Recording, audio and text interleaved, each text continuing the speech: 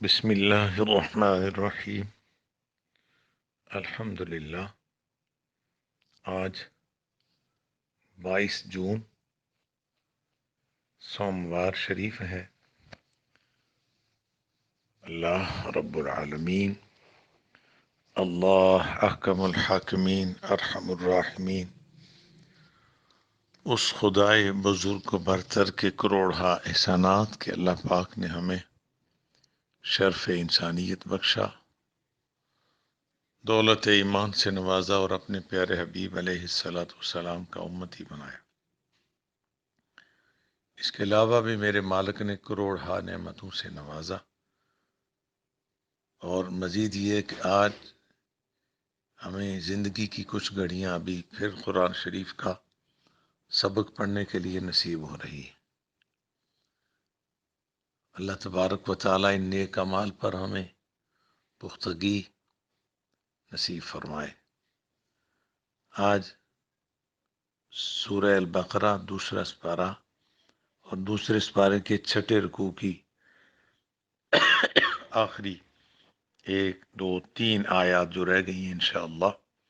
پڑھنے کی سعادت حاصل کرتے۔ اعوذ باللہ من الشیطان الرجیم،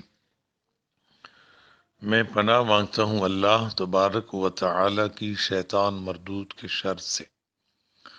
بسم اللہ الرحمن الرحیم، اللہ تعالی کے بابرکت نام سے شروع کرتا ہوں جو بڑا مہربان نہایت رحم فرمانے والا ہے۔ کلام الہی اس طرح ہے، کتب علیکم اذا حضر احدکم الموت، کتبہ لکھ دیا گیا یعنی فرض کیا گیا تم پر جب قریب آ جائے تم میں سے کسی کو موت، ان ترک خیرا الوصیہ، بشرط کہ چھوڑے کچھ مال، وصیت کرے للوالدین، والدین کے لیے، والاقربین اور قریبی رشتہ داروں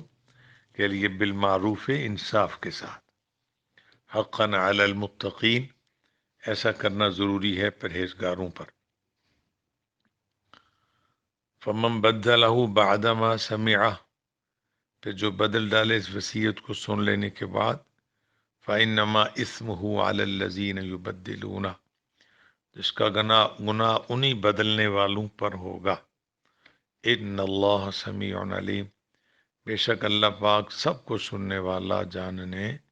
سب کچھ جاننے والا ہے۔ فمن خاف من موص جنفا، اور جسے اندیشہ ہو وصیت کرنے والے سے کسی طرفداری کا، او اثمن یا گناہ کا، فاصلح بینہم، پھر وہ صلح کرا دے ان کے درمیان، فلا اثم علیہ، تو کچھ گناہ نہیں ان پر، ان اللہ غفور الرحیم، بے شک اللہ تعالی غفور الرحیم یعنی بخشنے والا اور ہمیشہ رحم فرمانے والا ہے۔ ترجمہ کلاس کے معزز اراکین، آپ سمجھتے ہیں ان آیہ مقدسہ میں وصیت کا بیان ہے اس وقت جب بندہ دنیا سے جانے لگے۔ جس ماحول میں ہم جی رہے ہیں، یہ ماحول یقیناً غیر اسلامی ماحول ہے، ہمارے زیادہ تر طور طریقے اسلامی تعلیمات سے بالکل ہٹ کر۔ بعض دفعہ ہم ایسی وصیت کر جاتے ہیں جس کی وجہ سے حقدار کو حق نہیں ملتا۔ ہمیں اپنے سب بچوں میں سے ایک بچہ زیادہ پیارا لگے، اس کو زیادہ دے جائیں گے، یا کسی اور پر جناب مہربان ہوں گے تو اس کو دے جائیں گے، تو حقداروں کا حق رہ جائے گا۔ تعلیمات اسلامیہ میں اس سے منع کیا گیا۔ بڑی گفتگو ہے اس موضوع پر سمجھانے کے لیے۔ بہت سارے والدین نے ایسا، بالخصوص ہمارے دیہات کے ماحول میں، شہروں میں بھی یہ مرض پایا جاتا ہے کہ 4 5 بچوں میں سے ایک بچہ جو بہت زیادہ لاڈلا ہے ابا جی کو، سب سے چھوٹا یا منجلا یا بڑا، ظاہر ہے کوئی خوبی تو اس میں ہے، تبھی جناب اس پر مہربان ہے، پر یہ انصاف کے خلاف۔ کہ آپ کسی ایک کی طرف جھک جائیں. دوسرے بچے نہیں بھی فرما بردار، چلو آپ کے بچے تو ہیں، آپ کو اختیار تو ہے. میں آپ کو اس پر اس بات عرض کروں گا. حضور نبی کریم صلی اللہ علیہ وسلم کی خدمت میں ایک بندے نے شکایت کی کہ یا رسول اللہ، میرے والدین نے مجھ سے سب کچھ چھین لیا ہے،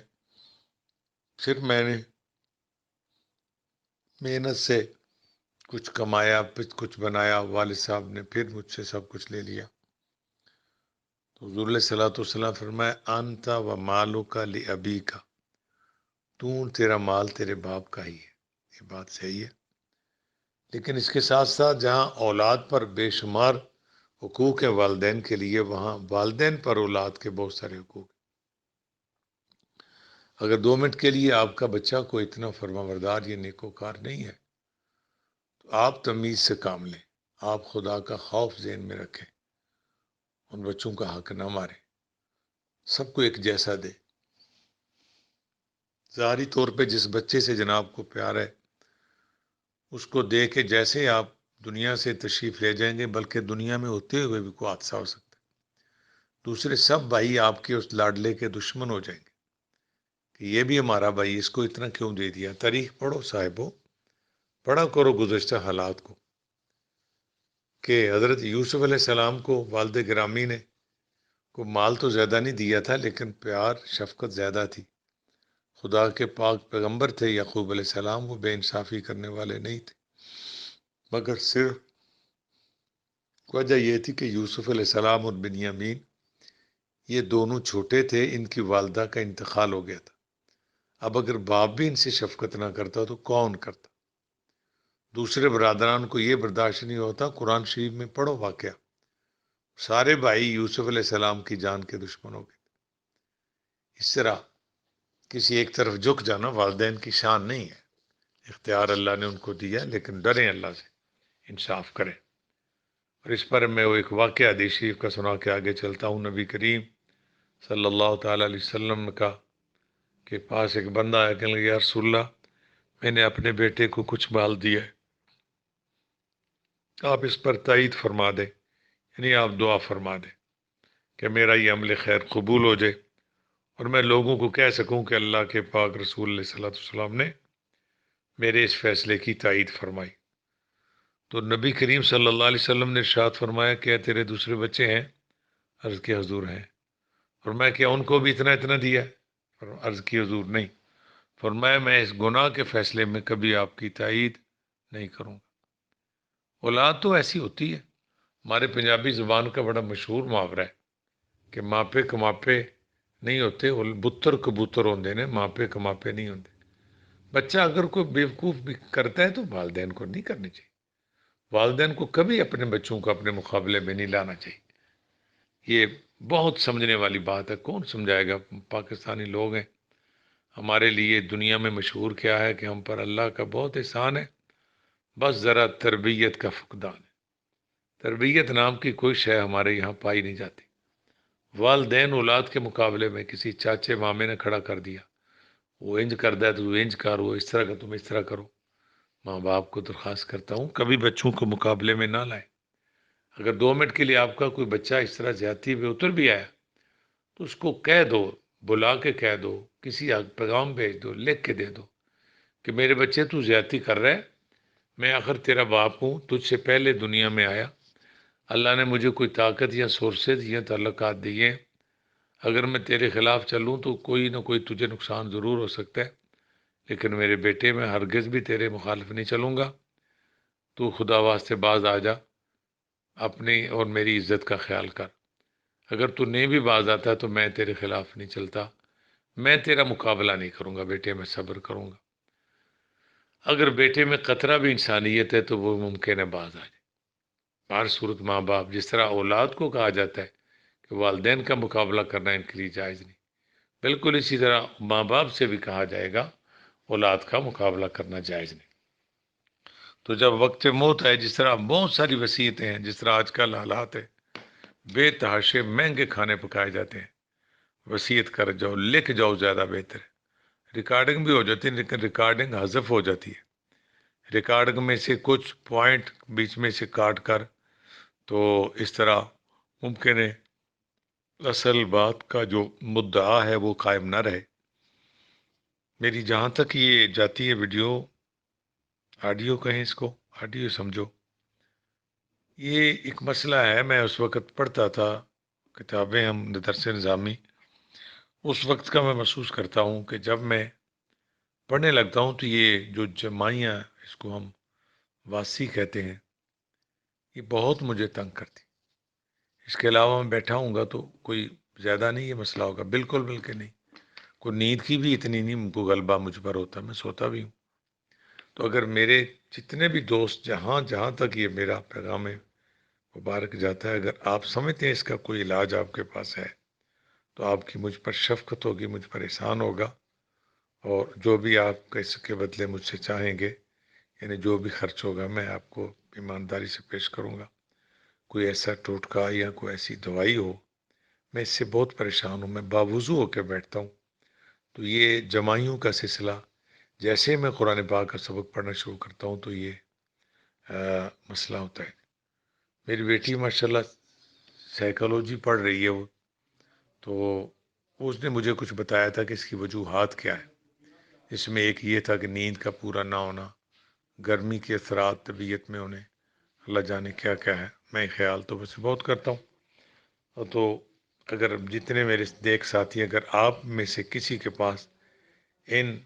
جمائیوں کا، میں آپ کو وقت بتا رہا ہوں کہ عام وقتوں میں نہیں، بالخصوص جب میں قرآن شریف کا سبق لے کے بیٹھتا ہوں تو یہ مسئلہ میرے ساتھ شروع ہوتا ہے۔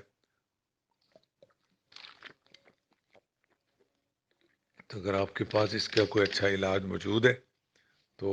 عذرائے شفقت میرے ساتھ اس معاملے میں ضرور رابطہ فرمائیں، آپ کا مجھ پر احسان ہوگا۔ عرض یہ کر رہا ہوں کہ وصیت، یعنی جس طرح ہمارے خاندانوں میں بین کرنے کا رواج ہے، لوگ بڑے بڑے بےہودہ طریقے سے روتے ہیں، وصیت کر دینے سے کہ میرے مرنے پر آنسوؤں سے رونا، کوئی واویلا نہ کرے، کوئی غلط بات نہ کرے، مہنگے کھانے نہ پکے، کوئی سبزی یا دال پکے، تاکہ پتہ چلے اس گھر سے کوئی بندہ گیا۔ باقی رہا مسئلہ جائیداد کا، حق داروں کو ان کا حق دیا جائے۔ دور جاہلیت کے جو طریقے تھے، اہل عرب کا یہ دستور تھا کہ مرتے وقت اپنا مال کہ وصیت ایسے لوگوں کے نام کر دینے سے ان کا دور کا واسطہ بھی نہ ہوتا، اور اپنے زوم یا خیال میں اسے سخاوت کہتے، یعنی بیچارے قریب کے مر رہے ہیں تو مال غیروں کو، یعنی جن کا کوئی حق نہیں، ان کو دے کے چلا گیا۔ اس طرح کہ اللہ تعالیٰ فرماتا ہے بالکل نہیں، جب موت قریب آ جائے تو اگر مال کوئی ہے تو وصیت کرے، والدین ہیں تو ان کے لیے، قریبی عزیز جن میں ان کے بہن بھائی، ان کا حق بالمعروف انصاف سے،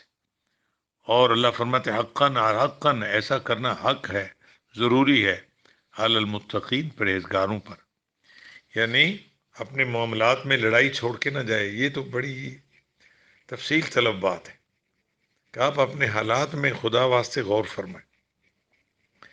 کوئی لڑائی چھوڑ کے نہ جائے۔ بعض والدین کو یہ اندیشہ ہے کہ بچے ہمیں رسوا کریں گے، تنگ کریں گے، اگر ہم نے ان کو دے دیا سارا کچھ تو یہ ہمیں، اللہ اکبر، گھر سے نکال دیں گے۔ یہ احتیاط تو ہے، بعض ایسے واقعات ہم نے سنے ہمارے شہر میں، ہمارے ایک ترجمہ کلاس کے ساتھی ہیں، تو ان کے ساتھ ایسا ہوا ہے، انہوں نے اپنی جائیداد تنکا کر کے اس مزدور بندے نے بنائی، دونوں بچوں کے نام کر دی، تو چھوٹے بچے نے اونے پونے اپنا مکان جو قریباً 40-50 لاکھ تھا، 25 لاکھ کا بیچ دیا۔ اب وہ بے باپ کے پاس رونے کے سوا کچھ نہیں، اور افسوس کی بات یہ ہے کہ ماں نے بھی اسی بچے کا ساتھ دیا۔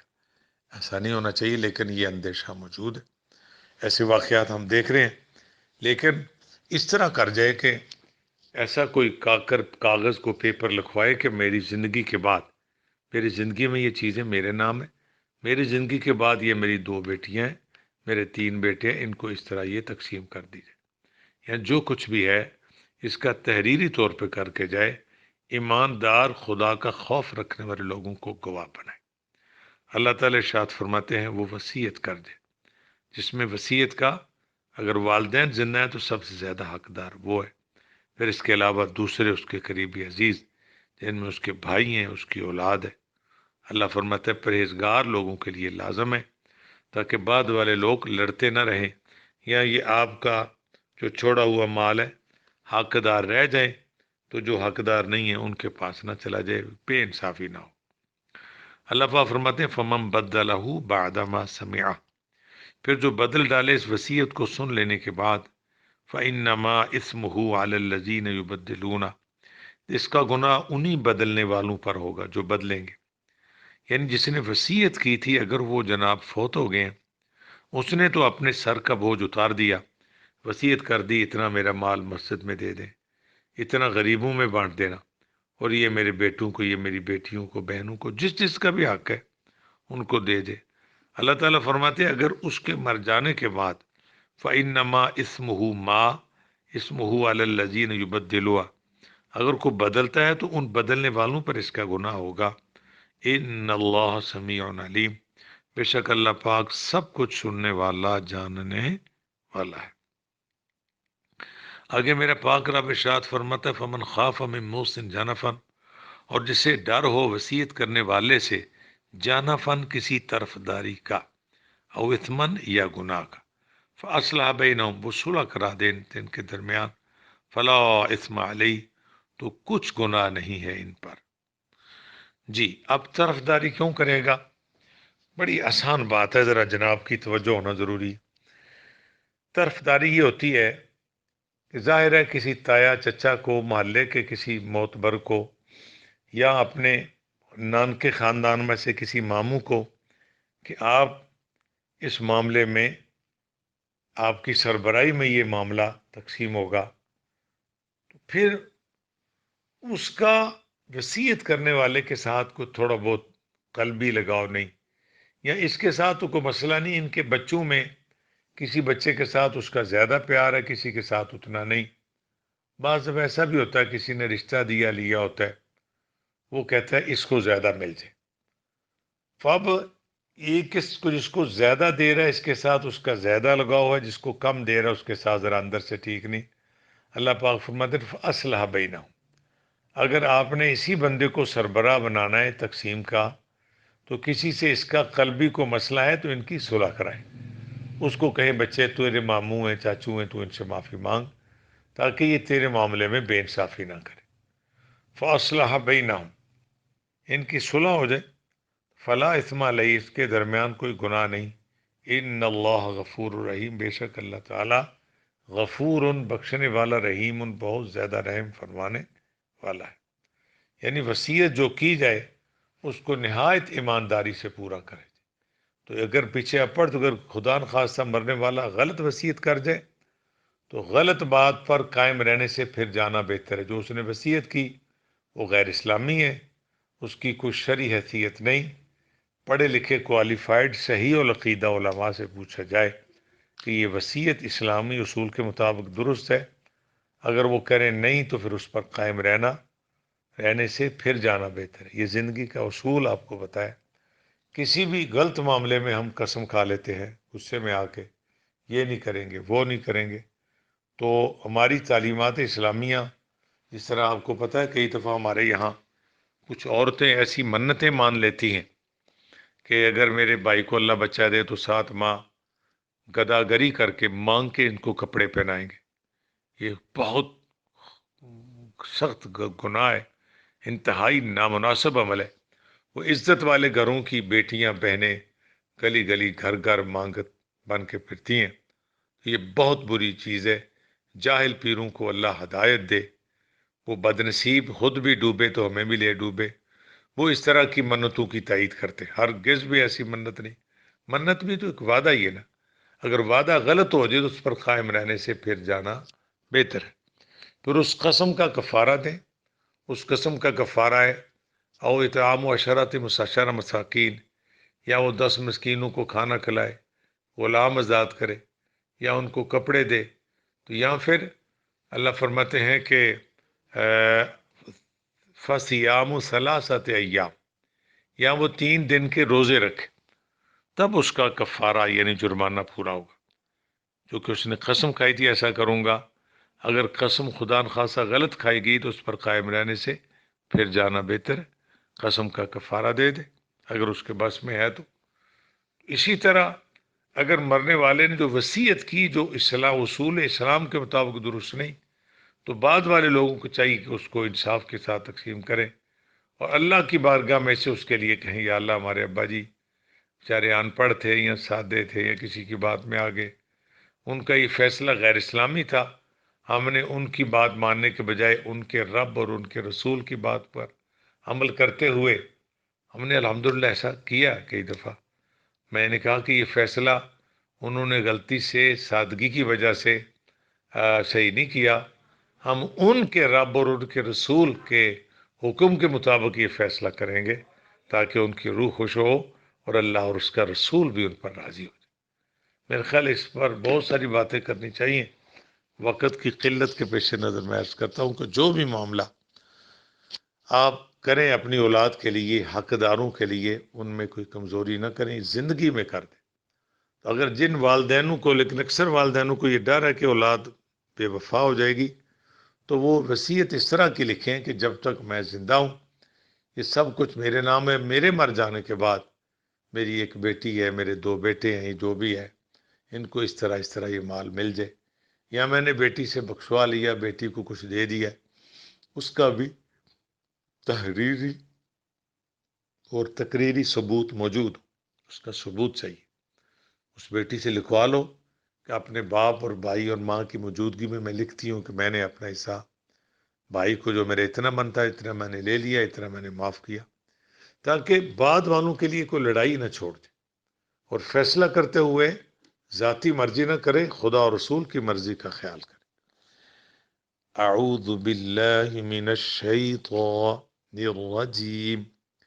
بسم اللہ الرحمن الرحیم، کتب علیکم اذا حضر، ہا حکمت والی، کافش کو تاظر تھی کوتی، با زبر با کیا بنا کوتی با، عین زبرا لام زبریہ لئی کیا بنا علی، کاف پیش میم کم کیا بنا علیکم، الف زری ذال زبر الف زا اذا، ہا زبر ہا ضا زبر دا ہا ضا، یہ ضاد ہے جی، ہا ضا را زبر را کیا بنا اذا حضر، بعض اس کو حضرہ پڑھتے ہیں، حضرہ تب اگر زوئے ہو، یہ ضاد ہے جی، اذا حضر احد، ہا حکمت والی، اس طرح قاف کی 2 قسمیں، ہا کی بھی 2 قسمیں، ایک ہا حکمت والی حمد والی، دوسری ہا ہدایت والی۔ احدکم الموت ان ترک خیرا الوصیت، صاد ہے، یہ سین یا ثا نہ بنے، وصیت للوالدین والاقربین بالمعروف حقا علی المتقین، حقا یہ 2 نقطہ کاف ہے جی بڑا، حقا علی المتقین، فمن من تھا میم چھوٹا آ گیا، فمن بدلہ بعدما سمعہ فإنما اسمہ علی الذین یبدلونہ ان اللہ سمیع علیم، فمن خاف من موص جنفا او اثما، فمن خاف من موص جنفا او اثما فاصلح بینہم، او اثما اثان، اس کو نرمی کرنا ہے، اس سین نہ بنے، اس نہ بنے، سا نرمی سے، زبان کا سرا اگلے اوپر والے دانتوں کے سرے سے آہستہ لگے نا، ایکسرسائز کریں ذرا، اس او اثمن فاصلح بینہم، پڑھیے، فا زبر فا الف زبر سو، اس کیا بنا، لام زبر لا کیا بنا، فاصلح، ہا زبر ہا کیا بنا، فاصلح بینہم فلا اثم علیہ ان اللہ غفور الرحیم، پڑھیے، آمنت باللہ صدق اللہ العظیم وصدق رسولہ النبی الکریم۔ اللہ رب العالمین، احکم الحاکمین، مولا تیرا شکر ہے، تیری توفیق سے گناہگاروں کو قرآن شریف کا سبق پڑھنا نصیب ہوا، اے مولا یہ عاجزانہ حاضری قبول فرما۔ قرآن شریف کے کلمات، پھر اس کا ترجمہ اور تشریح، بہت احتیاط سے یہ سارے کام کیے جاتے ہیں، پھر بھی انسان ہے، ڈر رہتا ہے کہیں زیر زبر کی غلطی ہو، یہ تو مولا معاف فرما، تیری بارگاہ اقدس میں سے اس کا جو مرتبہ مقام ثواب ہے پیارے نبی جناب رسول پاک علیہ الصلوۃ والسلام کو عطا فرما، حضور کے توسل پاک سے انبیاء، صلحاء، شہداء، کائنات کے سارے مسلمانوں کو اس کا ثواب عطا فرما، نیک لوگوں کے درجے بلند فرما، گناہ گاروں کو معافی عطا فرما، بالخصوص ہمارے ماں باپ کی بخشش فرما، دیگر محسنین پر بھی اپنا کرم فرما، ہمارے بچے بچیوں کو شرم و حیا عطا کر، ہماری اولادوں کو نماز اور قرآن شریف کا شوق عطا فرما، ہم قیامت تک ہماری نسلوں میں کوئی بے دین، گمراہ، بد مذہب، بے ادب نہ پیدا ہو،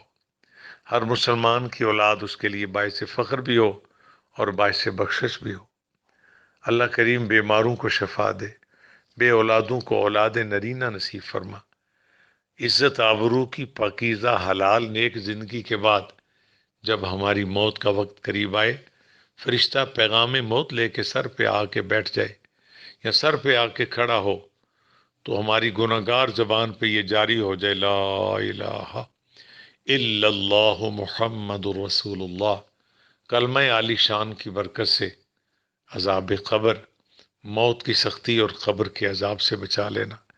یا اللہ قبر کی مار سے بچانا، یا خدایا قبر کی سختی سے بچا لینا،